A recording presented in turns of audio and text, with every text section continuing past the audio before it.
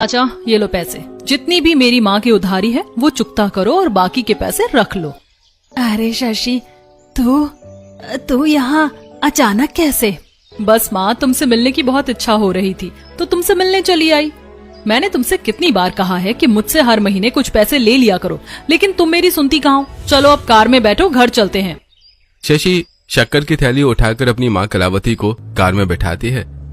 दुकान पर खड़ा गंगाधर पहले कार को जाते हुए देखता है, फिर नीलकंठ की तरफ मुड़ता है। नीलकंठ चाचा, एक बात समझ नहीं आई, ये कलावती चाची इतनी गरीब हैं कि 2 वक्त की रोटी भी उधार मांगती है, लेकिन इसकी बेटी इतनी अमीर कैसे है? अरे गंगाधर, गरीब कलावती की बेटी शशि पढ़ने में बहुत होशियार थी, जिस वजह से शशि को स्कॉलरशिप मिली। फिर वो शहर पढ़ने चली गई। पढ़ाई पूरी करके शशि वहीं एक बड़ी कंपनी में नौकरी करने लगी। शशि के बॉस को उससे प्यार हो गया। फिर शशि अपने ही बॉस से शादी करके रातों रात अमीर हो गई। जब तक नीलकंठ गंगाधर को शशि के अमीर होने का राज बताता है, तब तक शशि की कार अपनी माँ कलावती के घर के सामने पहुंच जाती है। कलावती के साथ शशि कार से बाहर निकलती और अपनी माँ की झोपड़ी के अंदर आती है। क्या माँ, मैं पिछले 10 सालों से देख रही हूँ कि तुम ये टूटी हुई टिन नहीं बदलवा पा रही हो। तुमने तो अपनी पूरी जिंदगी ही बदहाली में निकाल दी। मैं तेरी तरह अमीर थोड़ी हूँ कि जेब से पैसे निकालूं और नई टिन लगवा लूं। 2 वक्त की रोटी कमा पा रही हूँ, वही बहुत है मेरे लिए।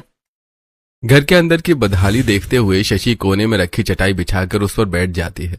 उसकी माँ कलावती भी उसके बगल से आकर बैठती है। तभी शशि की नजर दीवार पर टंगी अपनी और अपनी बहन नित्या की फोटो पर पड़ती है। काश नित्या दीदी भी यहीं होती तो मैं उनसे भी मिल लेती। उनसे मिले हुए काफी टाइम हो गया है, पता नहीं वो कैसी होंगी।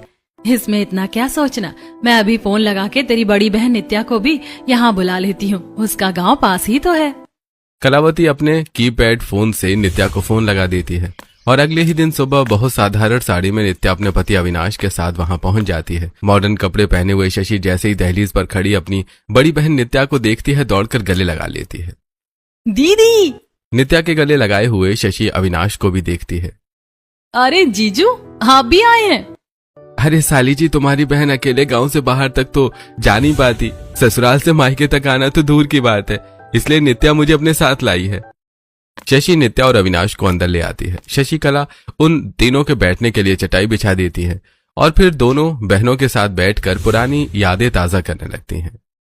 कुछ देर बातें करने के बाद नित्या शशि के आईफोन में उसके जैसलमेर, शिमला और गोवा ट्रिप के सोलो फोटोज देखती है। शशि, तुम अपने ससुराल में सिर्फ घूमती ही रहती हो क्या? कभी बर्फीले पहाड़, कभी रेगिस्तान, कभी समुंदर। हाँ दीदी, तुम तो जानती